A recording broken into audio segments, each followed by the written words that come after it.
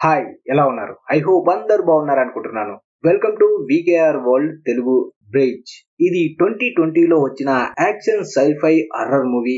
Movie చాలా బాగుంటుంది. Video last వరకు చూడండి. అలాగే వీడియో మీకు నచ్చితే ప్లీజ్ వీడియోని లైక్ చేసి ఛానల్ ని సబ్స్క్రైబ్ చేసుకోండి. మరి ఇంకెందుకు ఆలస్యం, రండి సినిమా చూద్దాం.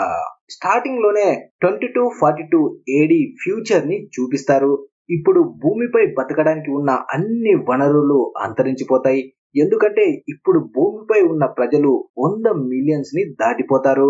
అందుకే భూమి లాంటి ఇంకో గ్రహాన్ని వెతుక్కుంటూ వెళ్లి అక్కడ ఉండటానికి ఆల్రెడీ 5 కోట్ల మందిని తీసుకువెళ్తారు.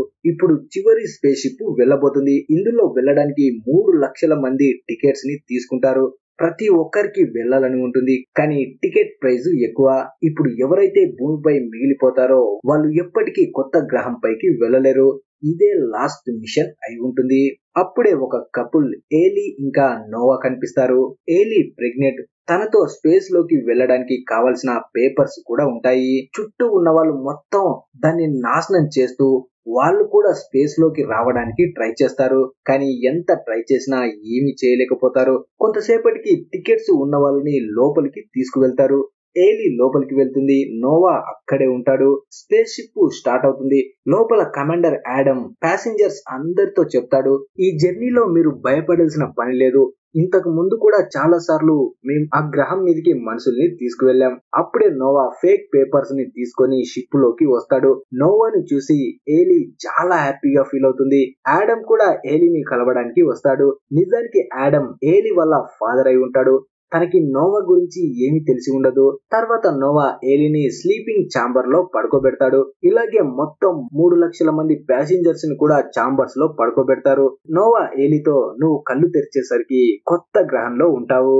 ఈ స్పేస్ షిప్ లో నోవాకి బాత్రూమ్స్ క్లీనింగ్ చేసే పని దొరుకుతుంది. అందుకే స్టాఫ్ ను మాత్రం వదిలేసి మిగతా వాళ్ళని స్లీపింగ్ ఛాంబర్ లో పడుకోబెడతారు.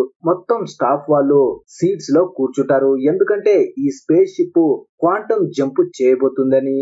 అలా అందరూ సీట్ లో కూర్చోగానే షిప్ క్వాంటమ్ జంప్ చేస్తుంది. కొన్ని నిమిషాల్లోనే భూమిపై ఏళ్లు గడిచిపోతాయి. తర్వాత అందరూ ఫుడ్ తింటుంటారు. అప్పుడే కొంతమంది ఒక ఆఫీసర్ ని స్టాన్లీ దగ్గరికి తీసుకువస్తారు. తను గార్డ్స్ కి ఆర్డర్ వేస్తాడు, వాడిని చంపేయండి అని. వాడు ఎవరికి చెప్పకుండా షిప్ లోకి దొంగతనంగా వచ్చి ఉంటాడు. అలా వచ్చిన వాడికి ఇలాంటి శిక్ష పడుతుంది.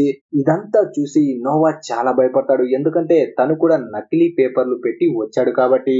స్టాన్లీ అందరితో చెప్తాడు, యాడమ్ స్లీపింగ్ ఛాంబర్ లో ఉన్నాడు కాబట్టి ఇక నుంచి నేనే మీకు కమాండర్ ని, అందరూ నా మాటే వినాలి. తర్వాత నోవా తన గదిలోకి వస్తాడు. అంతలో క్లెయిన్ లోపలికి వస్తాడు. ఇద్దరికి ఒకే రూము ఉంటుంది. అప్పుడు క్లెయిన్, నా వస్తువులపై చెయ్యి వేయకురోయ్, చెయ్యి తీసేస్తాను. 40 నిమిషాల తర్వాత నీ పని స్టార్ట్ అవుతుంది. అప్పటి వరకు నువ్వు రెస్ట్ తీసుకోవచ్చు. కానీ నోవా మాత్రం పడుకోకుండా ఏలీ ఛాంబర్ దగ్గరికి వచ్చి తనతో మాట్లాడుతుంటాడు. అప్పుడే క్లెయిన్ హోలోగ్రామ్ లో వచ్చి నీ పని స్టార్ట్ అవుతుంది అంటాడు. వెంటనే నోవా బాత్రూమ్ క్లీనింగ్ చేసే పని చేస్తుంటాడు. వీళ్ళు కొత్త గ్రహం పైకి వెళ్ళడానికి ఇంకా 130 రోజులు మిగిలి ఉంటాయి. తర్వాత రోజు నోవాకి ఒక వ్యక్తి కనిపిస్తాడు. తనతో పాటు ఏదో ట్యాంక్ ని తీసుకువెళ్తూ ఉంటాడు. అతన్ని చూడగానే నోవాకి వీడేదో బాంబుని తయారు చేస్తున్నాడేమో అనిపిస్తుంది. వాడు నోవాని చూడగానే అక్కడి నుంచి పారిపోతాడు. తర్వాత స్టాన్లీ నోవా దగ్గరకు వచ్చి, ఇక్కడ ఎవరైనా నీకు తేడాగా కనిపిస్తే నాకు చెప్పు. మనం చేస్తున్న పని భూమిపైన చాలా మందికి నచ్చదు. అలాంటి వాళ్ళు ఎవరైనా గ్రహం మీదకి వచ్చినా కూడా అక్కడ కూడా మొత్తం నాశనం చేస్తారు.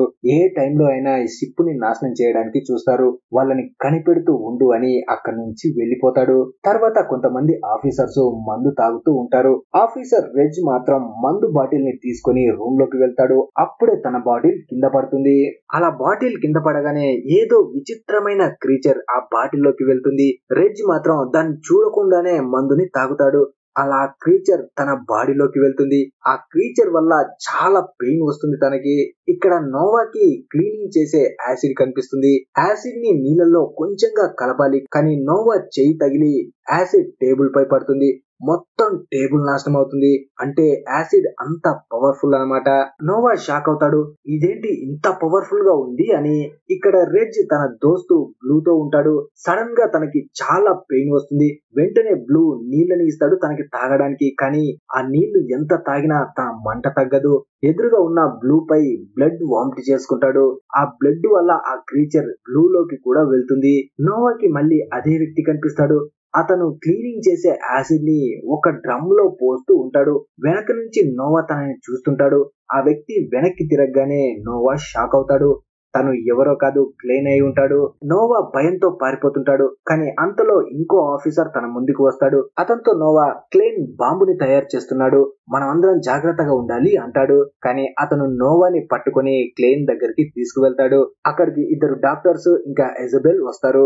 వాళ్ళు నోవాని పట్టుకొని ఏదో లిక్విడ్ ని తాపుతారు. తనని చంపబోతున్నారు అనుకుంటాడు నోవా. కానీ తాగాకే తెలుస్తుంది వాళ్ళు తాపింది మందని. క్లేన్ అంటాడు, నేను బాంబుని తయారు చేయడం లేదురా భయ్, నువ్వు బాత్రూమ్ ని క్లీన్ చేస్తున్న యాసిడ్ ని తయారు చేస్తున్నాను. నువ్వే నన్ను తప్పుగా అర్థం చేసుకున్నావు. నువ్వు అర్థం చేసుకున్న దాన్ని వేరే వాళ్ళకి ఇలాగే చెప్తే పెద్ద సమస్య వస్తుంది. అందుకే నిజం చెప్పడానికి తీసుకువచ్చాం అంటాడు. నోవా కూడా నేనెవ్వరికి చెప్పను. ఈ రోజు అందరూ షిప్ లో బర్త్డే పార్టీని చేసుకుంటారు. అప్పుడే ఇజబెల్ బ్లూని కలవడానికి వెళ్తుంది. తను బ్లూని ఇష్టపడుతుంది. కానీ లోపలికి వెళ్ళాక బ్లూ పరిస్థితిని చూసి తను చాలా భయపడుతుంది. తను ఒక జోంబీ లాగా మారి ఉంటాడు. బ్లూ మాత్రం ఎజబెల్ తలని పట్టుకొని కొట్టి కొట్టి తనని అక్కడే చంపేస్తాడు. తర్వాత మిగతా అందరూ రెజ్ ఉన్న రూమ్ లోకి వెళ్తారు. లోపల రెజ్ పెద్దగా బ్లాస్ట్ అయి చనిపోయి ఉంటాడు. ఆ బ్లాస్ట్ వల్ల మొత్తం రూము బ్లడ్ తో నిండిపోతుంది. అసలు అక్కడ ఏం జరిగిందో ఎవ్వరికి అర్థం కాదు. అలాగే వాళ్ళకి ఇజబెల్ కూడా కనిపించదు. దాంతో అందరూ ఇజబెల్ ని వెతకడానికి వెళ్తారు. కొంతసేపటికి ఇజబెల్ చనిపోయి కనిపిస్తుంది. అందరూ భయంతో ఉంటారు. తర్వాత నోవాకి బ్లూ కనిపిస్తాడు. తను ఒక కటర్ తీసుకుని షిప్ ని కట్ చేస్తూ ఉంటాడు.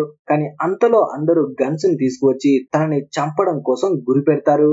బ్లూ మాత్రం తన కంట్రోల్లో ఉండడు. తను విచిత్రంగా జోంబీలా మారాడు కాబట్టి ఎవ్వరి మాట వినకుండా అందరిపై అటాక్ చేస్తూ జో అనేవాడిని అక్కడే చంపేస్తాడు.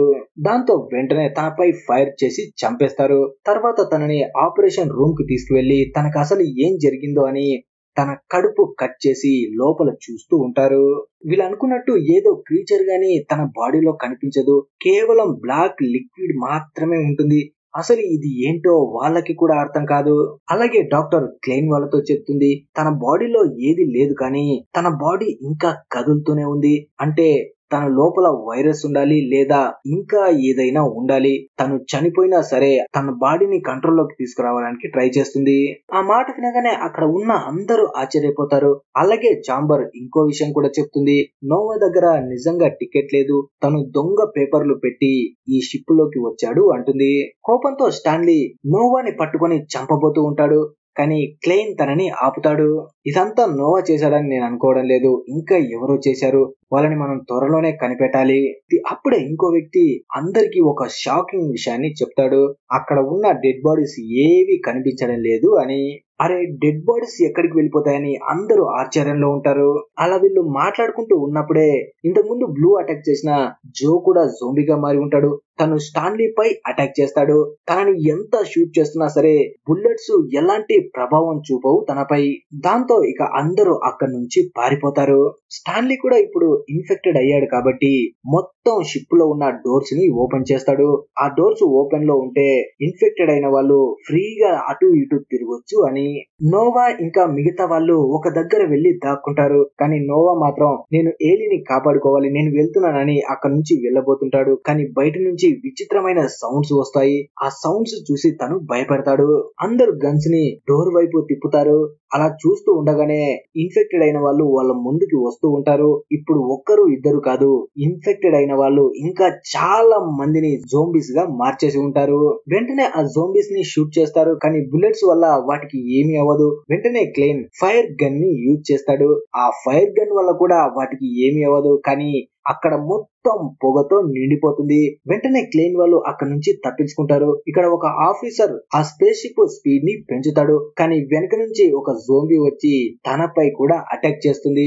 ఇక్కడ క్లేన్ వాళ్ళు ఆ జోంబీస్ నుంచి తప్పించుకోవడానికి పారిపోతుంటారు, కానీ అంతలో స్టాన్లీ వచ్చి క్లేన్ ని పట్టుకొని తనని ఇన్ఫెక్ట్ చేయబోతూ ఉంటాడు. వెనక నుంచి నోవా వచ్చి స్టాన్లీ పై షూట్ చేసి క్లేన్ ని కాపాడతాడు. ఇప్పుడు ఎటు చూసినా జోంబీసే ఉంటాయి. ఇక వీళ్ళు ప్రాణాలతో బయట పడాలంటే సేఫ్ గా దాక్కోవాలని వెళ్లి ఒక ప్లేస్ లో దాక్కుంటారు. అప్పుడే క్లేన్ మిగతా వాళ్ళతో అంటాడు, మనం ఎలాగైనా సరే ఆడమ్ ని నిద్రలేపాలి. తన యాక్సిస్ తోనే మిగతా సోల్జర్స్ ని మనం నిద్రలేపొచ్చు. వాళ్ళు బయటికి వస్తేనే మనకి హెల్ప్ దొరుకుతుంది. కానీ ఆడమ్ వరకు ఎవరు వెళ్ళాలి అనుకుంటాడు. అంతలో నోవాకి అక్కడే ఎయిర్ విండో కనిపిస్తుంది. వెంటనే వాళ్ళతో అంటాడు, నేను నిద్ర లేపుతానని ఆ విండో ద్వారా లోపలికి వెళ్తాడు. ఇక్కడ ఈథర్ అందరితో నిజాన్ని చెప్తాడు. ఆ వైరస్ ని నేనే లోపలికి తీసుకువచ్చాను. కాకపోతే నాకు అర్థం కానిది ఏంటంటే ఇప్పటి వరకు అందరిని ఇన్ఫెక్ట్ చేయాలి. ఆ విషయం విని చాంబర్ ఇంకా క్లేన్ ఇద్దరు షాక్ అవుతారు. క్లేన్ తనని అడుగుతాడు, అసలు ఇదంతా నువ్వెందుకు చేసావురా? మా ప్రాణాలతో ఎందుకు ఆడుకుంటున్నావు అని. దానికి వాడు, భూమి పైన అంత మందిని వదిలేసి కొంతమందిని మాత్రమే కొత్త గ్రహం మీదకి తీసుకువెళ్తున్నాం. అంతమంది ప్రాణాలు పోతున్నా సరే మనం ఏం చేయలేకపోయాం. ఇప్పుడు కొత్త గ్రహం మీదకి వెళ్ళినా సరే అక్కడ కూడా నాశనం చేస్తాం. అందుకే వైరస్ తో అందరిని ఇన్ఫెక్ట్ చేశాను అంటాడు. ఆ మాట వినగానే క్లేన్ కి పిచ్చ కోపం వస్తుంది. వాడిని పిచ్చ కొట్టుడు కొడతాడు. ఇక్కడ నోవా ఆడమ్ ఉన్న చాంబర్ వరకు వెళ్లి తనని చాంబర్ నుంచి బయటకు తీసుకువస్తాడు. ఇద్దరు కలిసి క్లేన్ దగ్గరికి వస్తారు. అప్పుడే ఆడమ్ టీ దగ్గరికి వెళ్లి, అసలు నువ్వు ఈ వైరస్ ని ఎక్కడి నుంచి తీసుకువచ్చావు, ఎలా తయారు చేశావు? దానికి టీ, దీన్ని నేను ఒక దగ్గర నుంచి తీసుకువచ్చాను, కాకపోతే దాన్ని ల్యాబ్ లో పెట్టి మాడిఫై చేశాను. దీన్ని ఎలా అంతం చేయాలో నాకు అస్సలు తెలియదు అంటాడు. వెంటనే ఆడమ్ మిగతా సోల్జర్స్ ని కూడా స్లీపింగ్ ఛాంబర్ నుంచి బయటికి తీసుకువస్తాడు. కానీ వీళ్ళు ఉన్న ప్లేస్ దగ్గరికి ఆల్రెడీ జోంబీస్ రావడం స్టార్ట్ అవుతాయి. వెంటనే ఆడమ్ మిగతా సోల్జర్స్ ని తీసుకుని వేరే దారి నుంచి వెళ్తూ వాటిపై లేజర్ గన్స్ తో షూట్ చేస్తాడు. ఈ లేజర్స్ వల్ల ఇన్ఫెక్టెడ్ అయిన వాళ్ళ పార్ట్స్ ముక్కలు ముక్కలుగా కట్ అవుతాయి. అప్పుడే ఆ జోంబీస్ వచ్చి టీ పై కూడా అటాక్ చేసి తనని కూడా జోంబీగా మార్చేస్తాయి. అప్పుడే నోవా అక్కడే ఉన్న క్లీనింగ్ యాసిడ్ ని బ్లూ పై పోస్తాడు. ఆ యాసిడ్ వల్ల పూర్తిగా కాలిపోతుంది బ్లూ బాడీ. దాంతో నోవాకి అర్థమవుతుంది ఈ జోంబీస్ ని అంతం చేయడం ఎలాగో అని. ఈ విషయం చెప్పడం కోసం ఆడమ్ దగ్గరికి వస్తాడు. కానీ ఆడమ్ ని అప్పటికే మొత్తం జోంబీస్ చుట్టుముట్టి ఉంటాయి. అందుకే మిగతా వాళ్ళని కాపాడడం కోసం ఆ జోంబీస్ తో సహా తనని తాను బ్లాస్ట్ చేసుకొని చనిపోతాడు.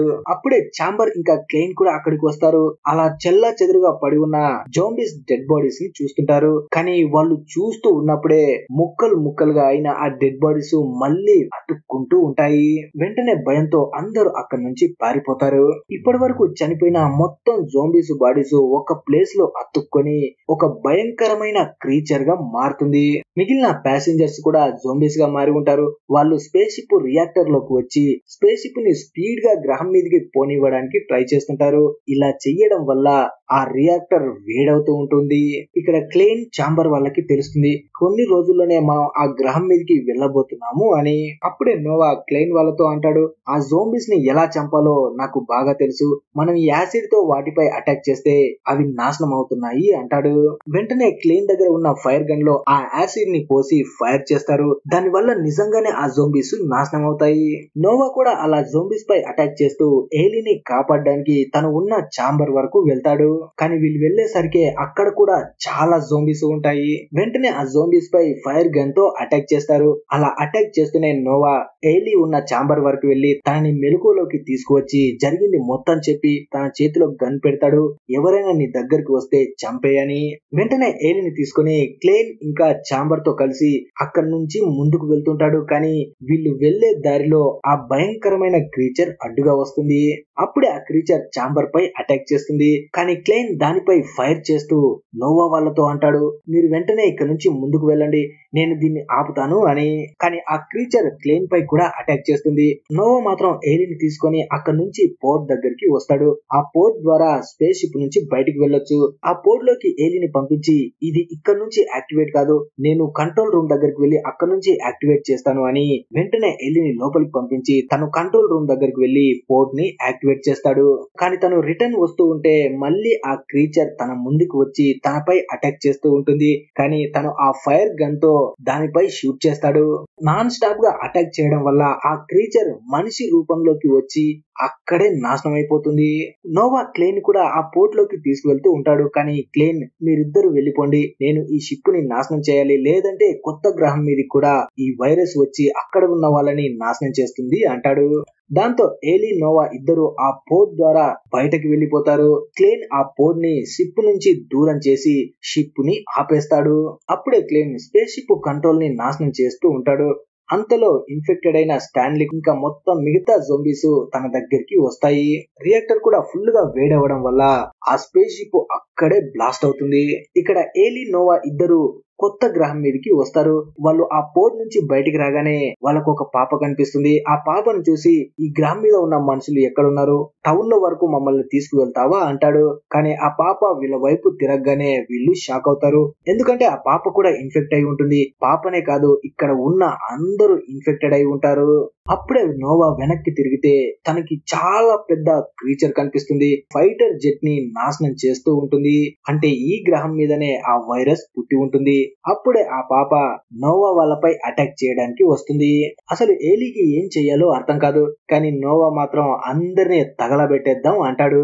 అలా ఈ మూవీ ముగుస్తుంది. మరి ఈ మూవీ మీకు ఎలా అనిపించింది అనేది కింద కామెంట్ చేసి చెప్పండి. అలాగే వీడియో నచ్చితే ప్లీజ్ వీడియోని లైక్ చేసి ఛానల్ ని సబ్స్క్రైబ్ చేసుకోండి. Thanks for watching.